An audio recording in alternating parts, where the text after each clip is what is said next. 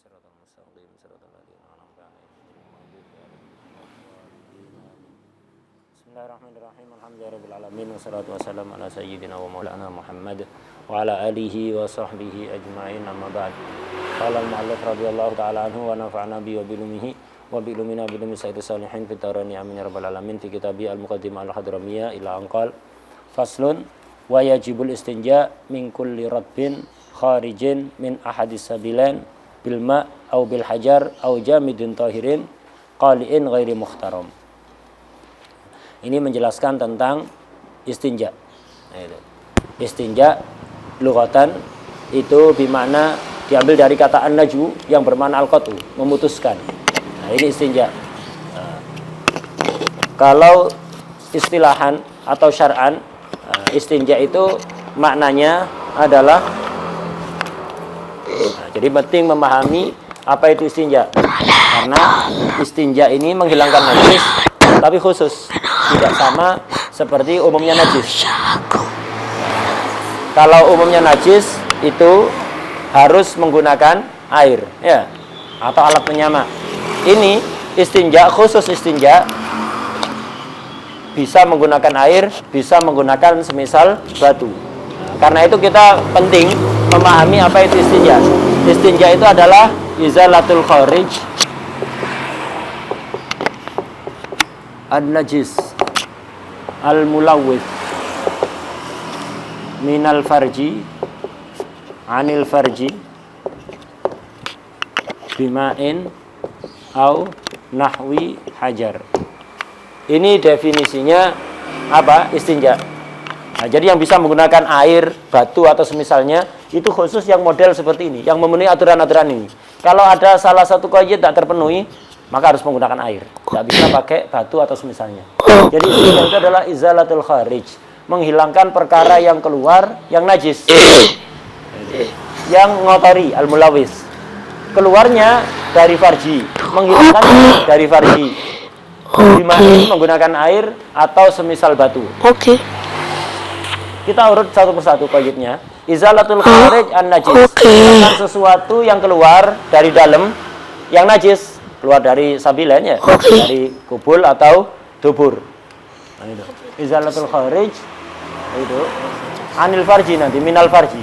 Menghilangkan sesuatu yang keluar yang najis. Kalau nggak najis tidak harus hilangkan. Kayak mani. Orang keluar mani, mani itu suci. Orang habis keluar mani tidak harus istinja, kecuali kalau sebelum keluar madi dulu. Maka mani yang keluar bercampur dengan madi yang najis, wajib istinja, kena hukum najis. Ini tidak kalau mani murni tanpa campuran madi maka suci, karena itu tidak wajib istinja. Menghilangkan sesuatu yang keluar yang najis, al-mulawis, yang ngotori. Yang nggak ngotori itu apa? Misalnya ada orang mengeluarkan sesuatu dari kubulnya itu atau duburnya kering, tidak ada basah-basahnya sama sekali. Beda kalau ulat keluar ada basahnya, ya, cacing keluar ada basahnya. Nah, ini tidak ada kering. Misal ada orang berak keluar kelereng kering, nggak ada basah-basahnya sama sekali, tidak wajib istinja. Kenapa? Tidak ngotori. Jadi harus ngotori, baik cair atau agak beku tapi masih ada basah-basahnya, itu wajib dihilangkan. Al-mulawis, keluarnya dari farji. Jadi yang dikatakan istinja khusus menghilangkan sesuatu yang keluar dari farji. Minal farji ini jar majrur, ta'alluq kepada keluar. Jadi keluarnya dari farji.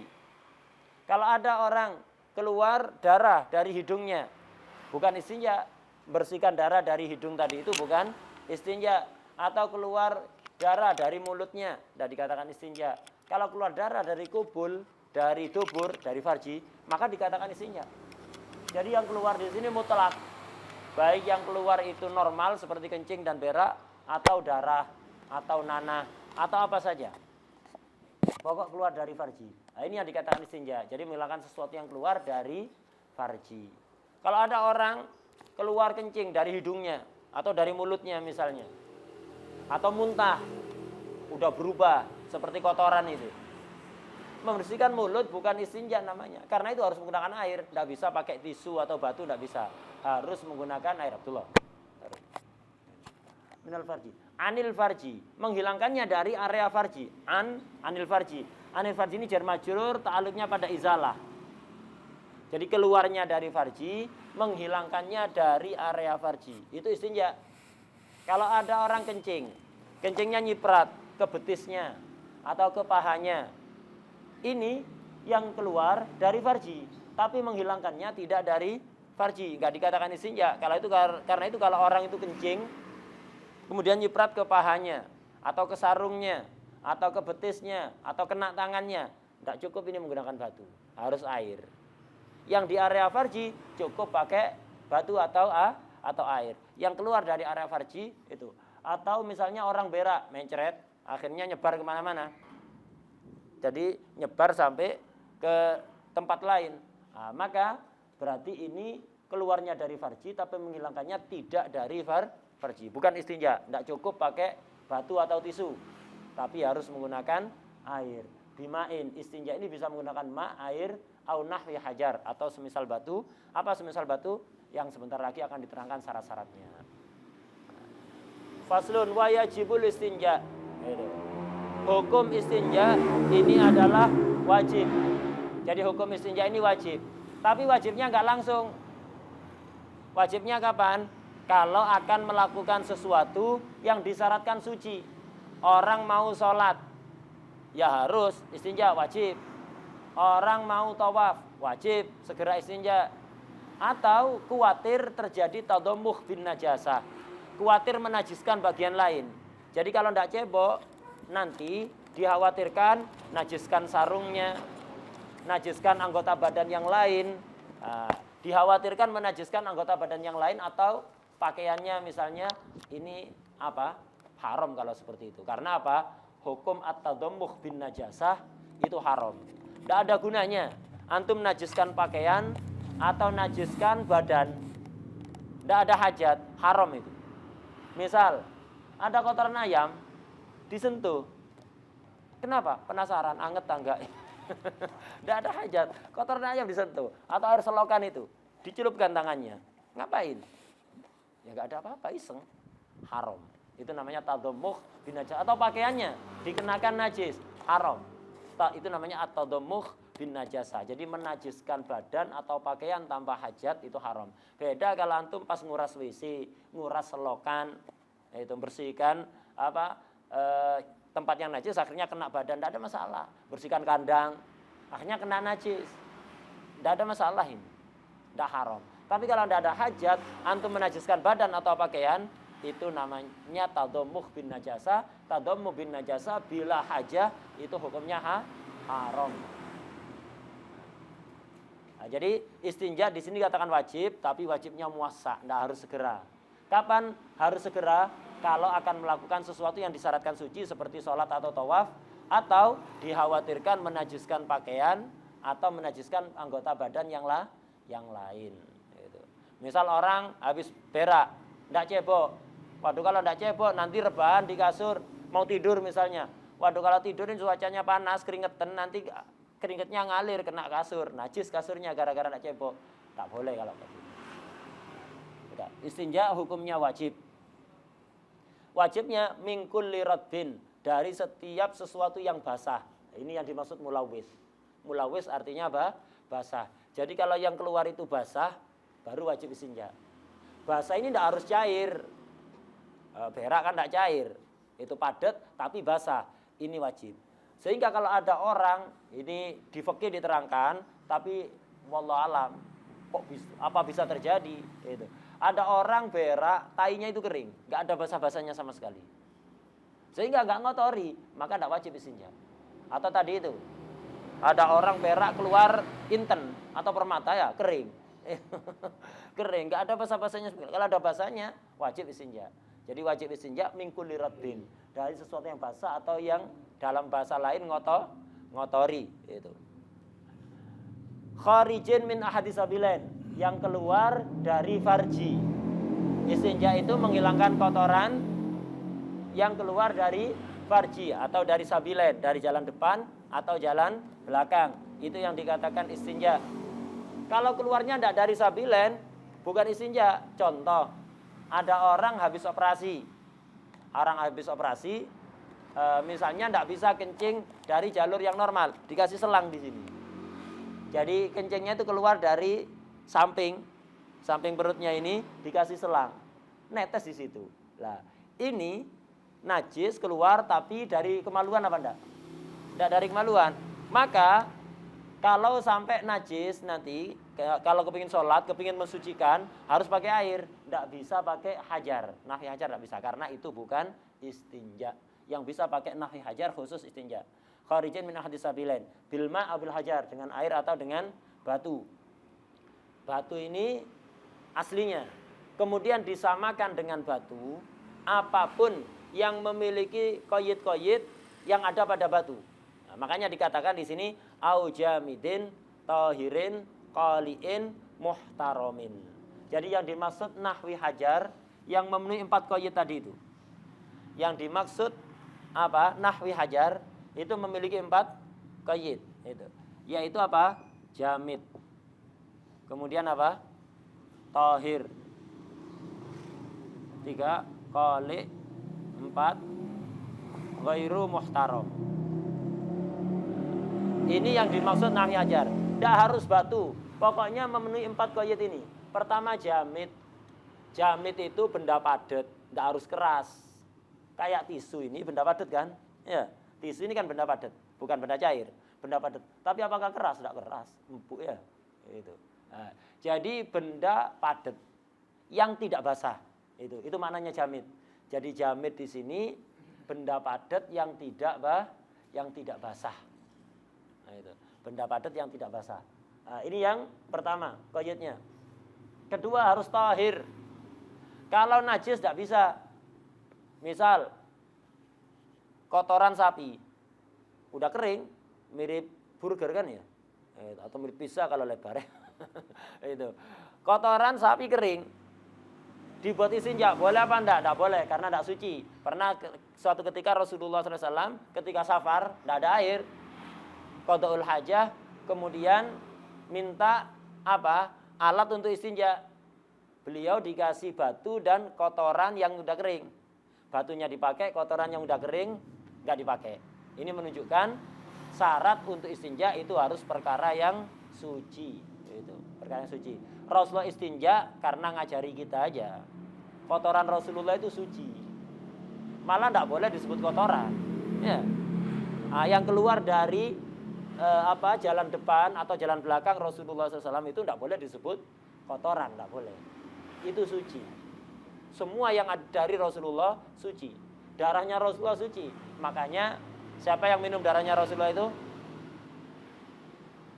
Sayyidina Ibnu Abbas ya. Sayyidina Ibnu Abbas.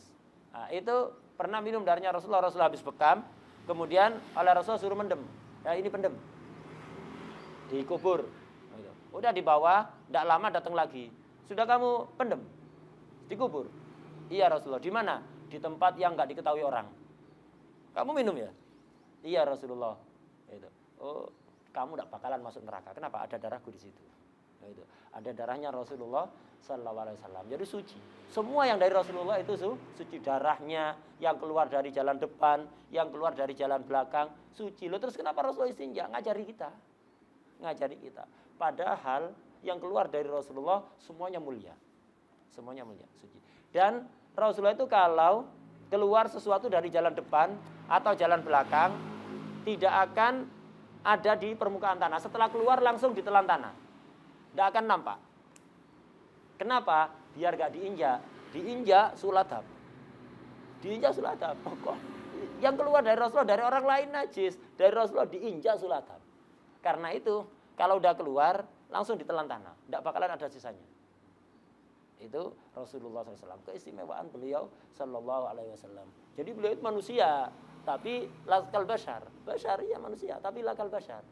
Manusia yang beda dari lainnya. Itu beda dari lainnya. Beliau itu merupakan tajalli teragung dari sifat Allah Al-Ahad dan Al-Wahid. Karena itu beliau satu-satunya. Allah kan satu-satunya. Nah, jadi Rasulullah mendapatkan tajalli teragung dari sifat itu, makanya beliau nggak ada duanya. Satu-satunya dibanding siapapun. dibanding satu. Sallallahu alaihi wasallam. Udah. Jadi harus yang padat bukan cair dan enggak boleh basah. Walaupun padat tapi basah enggak boleh. Batu basah, tisu basah enggak boleh, istinja pakai tisu basah enggak sah.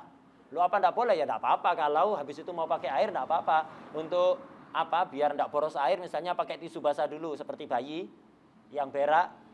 Nanti kalau langsung ceboki pakai air, perlu banyak air, dibersihkan dulu pakai tisu basah, habis itu pakai air, enggak apa salah. Tapi enggak dianggap ini. Jadi harus benda padat yang tidak basah.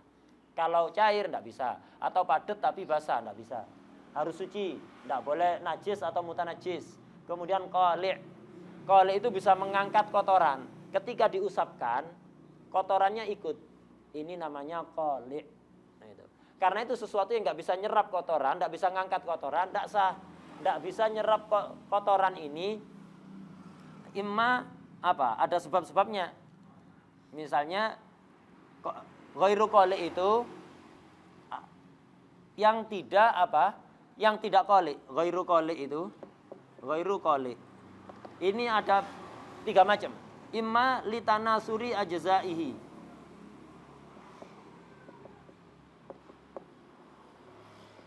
Litanasuri ajzaihi. Atau li malasatihi. Ada kalanya li tamattutihi.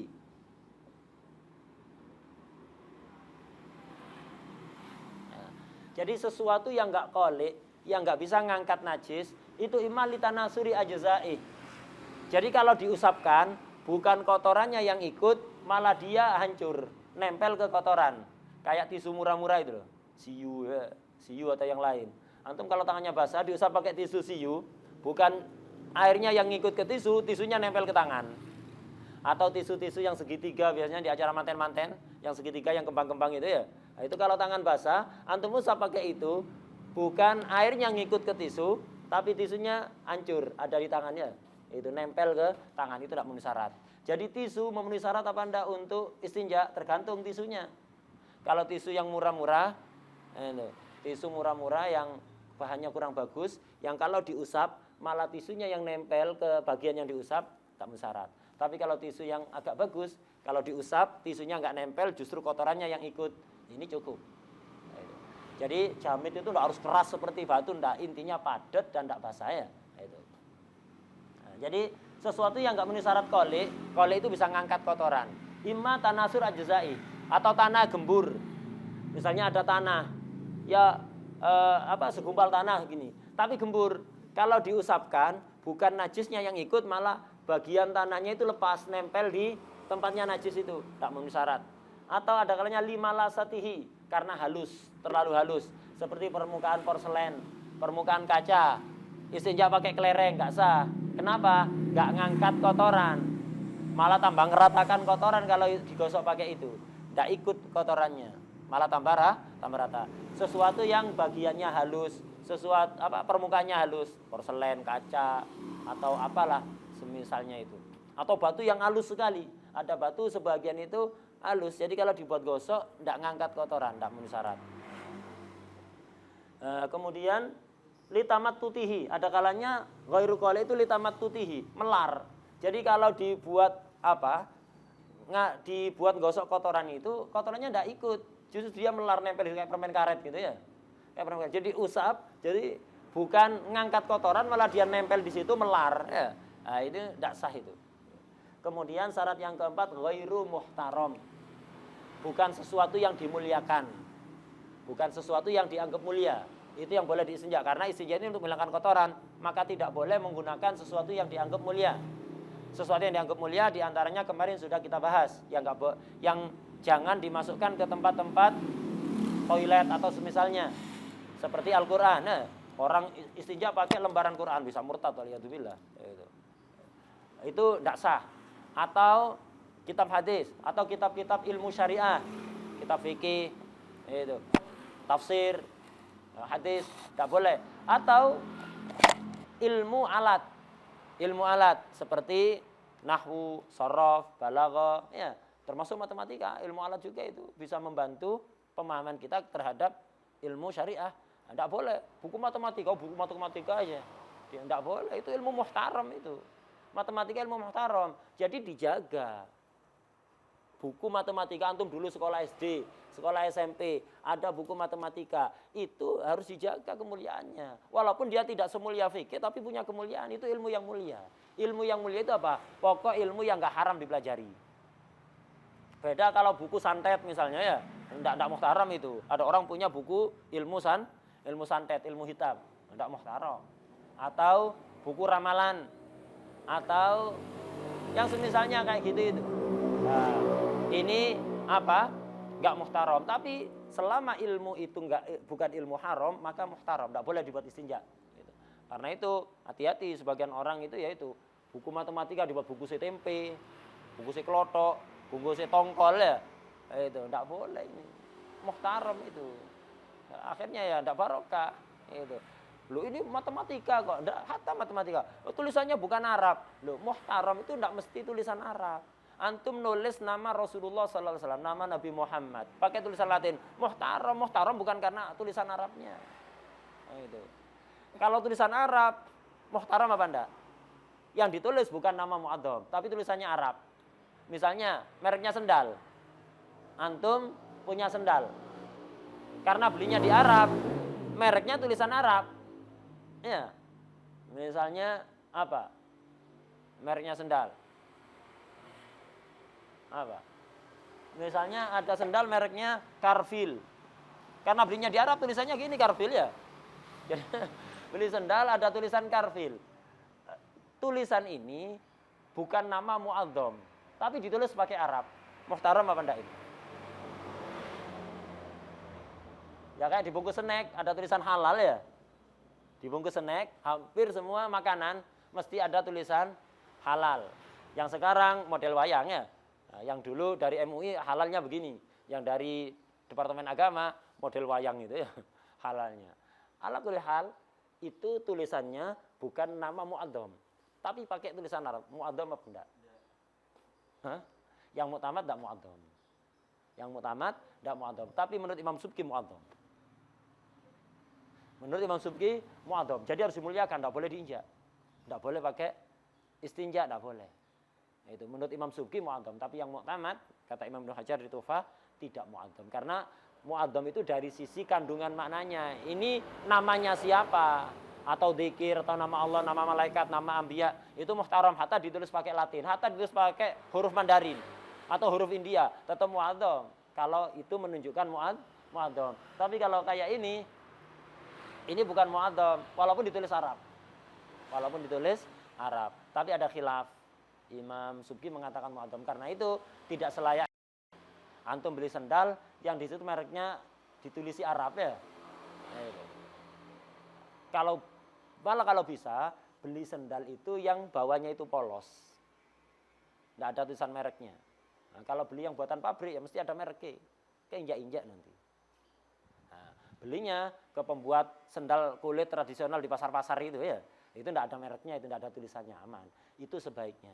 Kenapa? Huruf itu, mau Arab, mau Latin apa, itu punya sir. Punya sir. Kalau diinjak bisa kotor. Makanya Habib Bakar Gersik, Al-Kutub, Habib Bakar bin Muhammad Gersik, itu sangat berpesan. Jangan sampai ada yang nulis tulisan apapun di bawah. Di lantai, di pasir, di pantai ya. Pergi ke pantai, itu. Pergi ke pantai, rekreasi, nulis apa di pantai biasanya kan gitu kan ya, itu iseng habis itu difoto buat status, itu nulis di pasir I love you, difoto dikirim ya. Dikirim. Ini layam bagi. Apalagi itu mu'adzam, hatta tulisan biasa. Habib Bakar itu pokok jangan nulis apa, termasuk yang salah lantai ditulis suci itu. Nah itu nanti hurufnya keinjak. Jadi setiap huruf itu ada sirnya. Ini kalau diinjak bisa menyebabkan ibtilaat. Itu bala yang kita tidak tahu sebabnya. Karena itu dihindari. Habib Bakar sangat wanti-wanti jangan sampai nulis itu dan sampaikan kepada siapapun agar jangan melakukan itu. Nah, itu dia ada di Majmu' Kalamnya Habib Bakar yang dikumpulkan oleh Habib Hussein Patolot itu ada di situ. Jadi beliau sangat ingkar. Nah, jadi tulisan suci itu layam bagi di lantai masjid. Loh ya apa, orang naik sendalin nanti. Ya disiasati, jangan ditulis di lantainya. Dibuatkan papan kayak yang apa di jalan-jalan itu. Papan begitu yang ada tiangnya. Papannya itu tulis suci. Harap lepas sandal. Jangan tulis di bawah. Nah, begitu. Nah, sendal usahakan beli yang enggak ada tulisannya. Itu. Jangan yang ada tulisannya, nanti keinjak-injak. Dulu itu di hamamnya Al-Ahqaf di kampus itu ada sendal jepit itu khusus untuk hamam biar nggak hilang sama petugasnya itu ditulisi di kerik itu yang kan sandal jepit kan bisa ditulis-tulisi kan di kerik itu ditulisi hamam gitu. Dapat besoknya langsung kayaknya ditegur sama sebagian mudarisin yang langsung tegur langsung disobek jadi dibuat kotak sekalian tidak ada hurufnya gitu semuanya. Nah, itu. Nah, jadi karena itu tidak selayaknya. Nah, huruf Arab, apalagi kalau huruf Arab, hatta huruf Latin. Huruf Arab, walaupun tidak mu'adzam min haitsudatu kata Imam Ibnu Hajar, tapi kata Imam Subki itu termasuk mu'adzam. Huruf Arab itu. Nah, jadi syarat yang digunakan untuk istinja tidak boleh sesuatu yang dimuliakan, yaitu tadi. Yang dimuliakan itu tadi nama Allah, nama Rasulullah SAW, nama Allah ada banyak. Loh, bukankah 99 Asmaul Husna yang 99 itu yang terkumpul dalam satu riwayat hadis. Dalam satu riwayat hadis terkumpul. Selain 99 ini ada nama-nama Allah yang lain yang sangat banyak sekali. Sebagian ditunjukkan kepada banyak orang, sebagian hanya ditunjukkan kepada orang-orang pilihan, kepada anbiya, kepada malaikat, sebagian hanya ditunjukkan kepada Rasulullah SAW, tidak ditunjukkan kepada yang lain. Itu. Banyak sekali nama Allah. Semua nama Allah muhtaram. Nama malaikat, nama anbiya, nama rasul. Itu semuanya muhtaram. Kalau mustarak bagaimana? Jadi ada kertas, ada tulisan Yusuf atau Yahya. Nah, Yusuf ini ya nama Nabi, tapi juga sudah banyak dipakai oleh orang. Yahya, nama Nabi juga banyak dipakai oleh nama orang lain lah. Kalau ada kertas tulisan Yusuf, Yahya, muhtaram apa enggak? Tergantung tujuannya nulis Yusuf atau Yahya di kertas itu untuk apa. Kalau niat nulis namanya Nabi, muhtaram, mu'adzam, enggak boleh dipakai istinja, enggak sah. Tapi kalau maksudnya Yahya atau Yusuf tetangga antum, enggak mu'adzam. Nah, kemudian terjadi khilaf nama ulama, nama orang soleh. Misalnya nama orang soleh, mu'adzam apa enggak? Kertas ditulisi nama orang soleh. Termasuk mu'adzam apa enggak ini? Khilaf ulama. Ada yang mengatakan mu'adzam, ada yang mengatakan tidak mu'adzam. Itu yang bahas muhasyin. Ulama-ulama ya baru aja muhasyin di kelas-kelas muhasyin. Sebelumnya enggak ada pembahasan. Itu dibahas oleh para muhasyin. Udah. Kemudian termasuk mu'adzam makanan. Makanan manusia atau makanan jin. Itu mu'adzam, muhtaram. Enggak boleh dibuat istinja. Roti kering. Istinja pakai roti kering. Enggak boleh. Nah, itu. Atau misalnya pakai tulang, enggak boleh istinja pakai tulang. Kenapa? Tulang makanan apa? Jin. Jadi orang kalau habis makan daging, itu habis dagingnya, sisa tulangnya, itu nanti kalau diambil jin, langsung terbungkus daging lagi. Nah, makanya jadi makanan jin. Jadi, makanya kalau makan daging, jangan dimakan juga tulangnya. Udah dikasih jatah jin, nanti masuk ke antum. Jadi tulang itu makanan jin, enggak boleh dibuat istinja. Nah itu. Jadi makanan, kemudian nama-nama mu'adzam, kitab-kitab ilmu syariah itu atau alatnya itu mu'adzam dan banyak lagi beberapa yang mu'adzam. Tidak ada dobitnya ini. Ukurannya pernah tak coba mutola'ah lama, kemudian tak tanyakan ke beberapa masyayikh di Tarim, apa ada dobitnya muhtaram di sini enggak. Cuman sempat tak kumpulkan ada contoh mu'adzam itu dari beberapa kitab ada sekitar 10-an lebih. Gitu. Di antaranya tadi yang saya sebutkan itu. Kemudian wa yusannul jam'u bainahuma, itu. Ai bainal ma' wal hajar. Sunat istinja itu gabungkan antara ma' dan hajar. Pertama hajar dulu atau tisu. Kemudian pakai ma'. Itu, pakai ma'. Nah, kalau untuk jam'u ini walaupun tisu yang enggak memenuhi syarat enggak masalah, tisu basah atau tisu yang merotol tadi itu enggak ada masalah kalau hanya untuk membantu. Tapi kalau biar sah istinjanya ya harus yang memenuhi syarat ini. Jamit, tahir, qali', ghairu muhtaram. Kalau ingin memenuhi syarat artinya setelah pakai itu tidak perlu pakai air. Tapi kalau hanya untuk muqaddimah biar hemat air tidak ada masalah.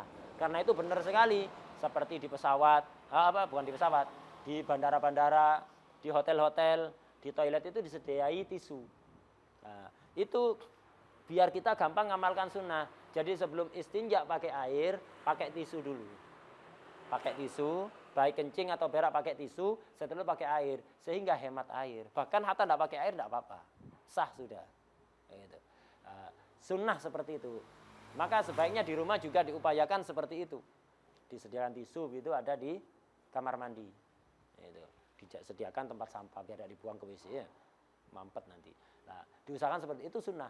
Istinja itu menggabungkan antara air dan batu. Lah kalau hanya untuk menggabungkan biar untuk hemat air, maka Anda harus memenuhi syarat ini.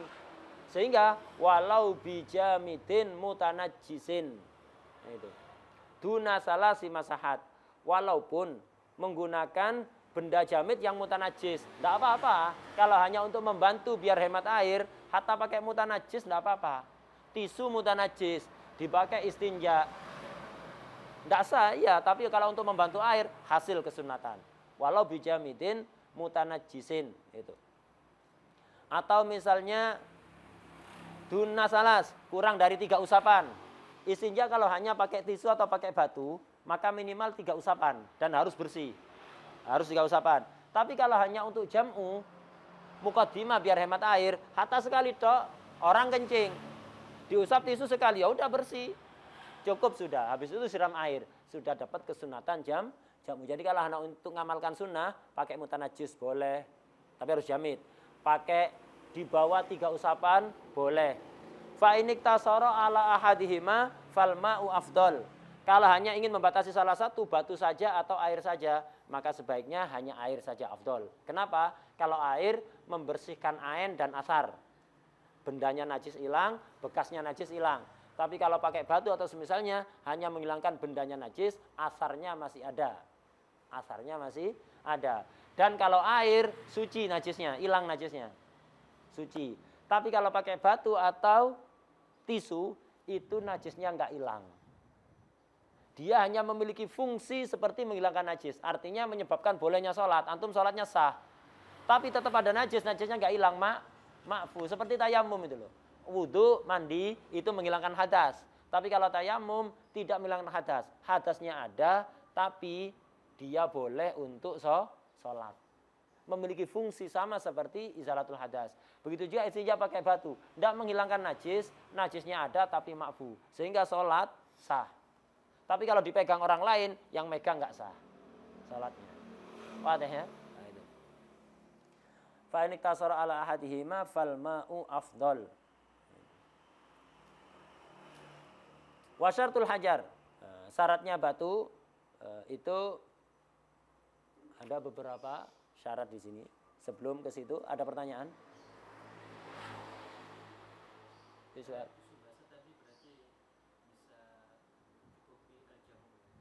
Di sini lafadznya jamid. Walau kanal jamu bijamidin. Jamid tadi kan syaratnya itu padat dan tidak basah. Nah, di sini kayak pakai kalimat jamid. Kalau ndak, wallah alam kalau pakai tisu basah. Soalnya di sini jamid. Kalau nggak jamid apa cukup? Nah, ini perlu mutola'ah, wallah alam. Perlu mutola'ah. Ada lagi? Coba dilihat di sarah-sarah yang lain di Manhajul Qawim, di Hasyiyah Qurti, Turmusi. Ada lagi? Ini yang cetakan apa punya itu? Yang Darul Fikr. Itu lebih bagus dibanding Darul Minhaj. Cetakan Darul Fikr ini lebih bagus dibanding Darul Minhaj. Kualitas tahqiqnya lebih bagus. Karena ini salah satu mudaris di Al-Ahqaf dulu. Dr. Abdullah Al-Idrus. Abdullah Abdul Qadir ya. Nah itu Ustadz dulu itu. Ustadz Abdullah bin Abdul Qadir Al-Idrus. Dr. Abdullah. Dulu lulusan Ahqaf, ngajar di Ahqaf. Sekarang udah jadi rektornya Jami'ah Wasatiyahnya Habib Bakar Adeni. Jadi rektornya beliau. Gitu. Lebih bagus kualitas tahqiqnya dibanding ini. Darul Minhaj ini beberapa ada salah, ada kesalahan, kurang bagus. Kalau untuk penataannya, layoutnya ya bagus memang, penjulitannya semuanya, tapi untuk kualitas tahqiqnya kurang bagus Darul Minhaj, lebih bagus Darul Fikr itu. Kemudian ada lagi yang Darul Diya, tahqiqan Dr. Mustafa bin Smith, Mudaris Ahqaf sampai sekarang. Dr. Mustafa bin Smith. Itu wallahualam, mana tidak pernah baca, soalnya mau beli mahal 700.000. Busrul Karim 700.000 ya. 2 jilid, jadi 2 jilid. Itu beliau di sampulnya, PDF-nya belum sampai sekarang belum keluar. Nyari-nyari belum keluar. Wallahualam sepertinya lebih bagus sepertinya. Soalnya di sampulnya itu beliau ngasih keterangan kalau itu ditahqiq ke beberapa manuskrip dan ditahqiq ke asal Busrul Karim. Jadi Busrul Karim ini sebelum beliau ngarang Busrul Karim, ngarang Syarah Muqaddimah tebel 4 jilid. Gitu. Namanya lupa namanya. Anak punya makhtutotnya di rumah. Jadi asal Busrul Karim. Jadi tebel 2 kali lipatnya ini. Tebelnya itu 2 kali lipatnya ini atau lebih. Tapi luas, sangat luas. Kemudian sama beliau diringkes. Yang pertama udah jadi, yang gede itu, kemudian diringkes menjadi Busrul Karim ini. Lah yang cetakan Darul Diya, Busrul Karim yang Darul Diya, tahqiqan Dr. Mustafa bin Smith itu katanya di muqabalah dibandingkan naskahnya ke manuskrip-manuskrip yang ditemukan dan juga ke al-asalnya Busrul Karim. Kadang-kadang Al-Fakir di sini iskal, ini apa ini kok membingungkan. Akhirnya tak cek ke asalnya, baru paham. Karena apa? Kadang-kadang di sini ngeringkesnya itu nyingkatnya kesingkatan sehingga menyebabkan salah paham. Ada beberapa poin gitu. Jadi kalau dicek ke asalnya itu apa? Mafhum. Sering di Busrul Karim kama qultuhu fil asal, kama bayantuhu fil asal. Ada asal Busrul Karim tapi sampai sekarang belum dicetak. Masih manuskrip makhtutat. Ada pertanyaan lain? Ini syaratnya Hajar ini panjang ini. Nah, cukup nanti malam insyaallah. Wallahu a'lam. Al-Fatihah.